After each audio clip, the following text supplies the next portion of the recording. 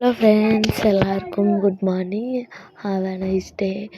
எனக்கு எபிசோட் ஓரளவு நல்லா தான் இருந்துச்சுன்னு சொல்லலாம். இந்த மிரரில் வந்து 2 பேரும் பார்த்துக்கிட்டது, 2 பேரும் ரொமான்ஸ் பண்ணது ஓரளவு சூப்பராக இருந்துச்சு. பரவாயில்ல, நம்ம எதிர்பார்த்த மாதிரி 1-2 சீன்னாலும் வைக்கிறாங்களே, ஹாப்பியாக தான் இருக்குது அதை பார்க்கும்போது.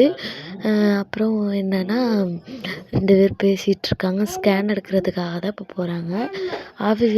ஹாஸ்பிட்டல் சீன் இருக்குன்னு நான் நினச்சேன். ஹாஸ்பிட்டல் சீன் கொண்டு வந்துட்டாங்க. கங்காவையும் கிளம்ப சொல்லு, கங்காவையும் அழைச்சிக்கிட்டு போகலாம் அப்படின்ட்டு பாட்டிக்கிட்ட போய் பேசிகிட்ருக்காங்க. ஹாஸ்பிட்டல் போகிறோம் அப்படின்னு. சரி போயிட்டாங்க அப்படின்னு கங்காவை கூட்டிகிட்டு வான்னு சொல்லி காவேரிட்ட சொல்லும்போது, ஏன் கங்காவையும் கூட்டிகிட்டு போகணும், நீங்கள் 2 பேர் மட்டும் போக வேண்டியது அப்படின்னு சொல்லி பேசிட்டோம்னு சாரதாம்மா கேட்டுறாங்க.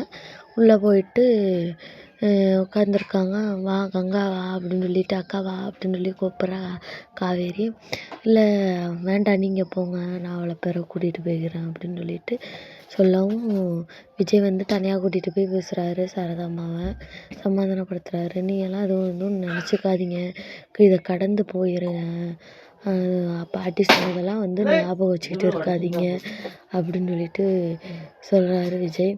சரி சொல்லிவிட்டு 2 பேரும் போகிறாங்க. போயிட்டு கங்காவையும் காவேரியும் அழைச்சிக்கிட்டு போகிறாங்க.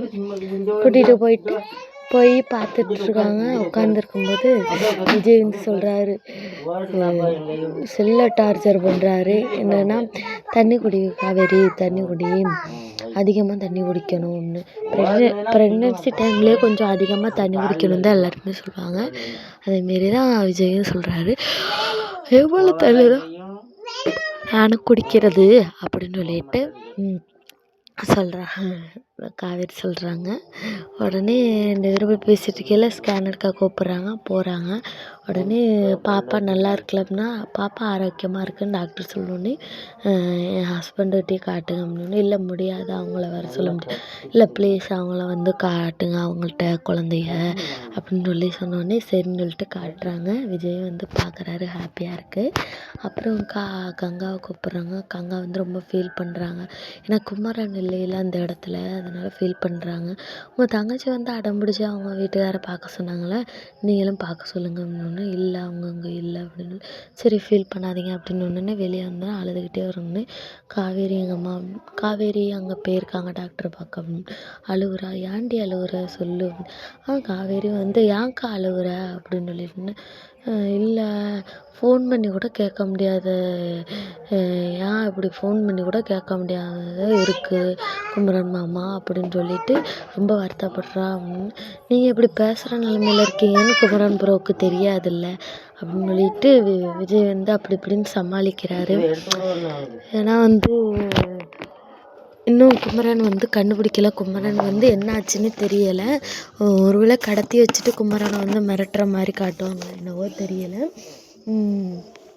அப்புறம் என்னென்னா, அப்புறம் ஐயப்பன் வந்து கால் பண்ணி இப்படி ஆஃபீஸில் ப்ராப்ளம்னு சொல்கிறாரு.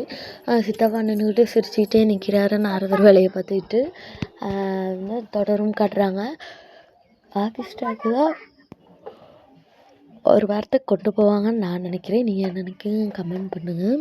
ஓகே ஃப்ரெண்ட்ஸ், இன்றைக்கி வந்து என்னோடய அதாவது பார்ட்னருக்கு பிறந்த நாள். விஷ் பண்ணுங்கள். இதேமாரி அப்டேட்ஸ்க்கு நம்ம சேனலை சப்ஸ்கிரைப் பண்ணுங்கள்.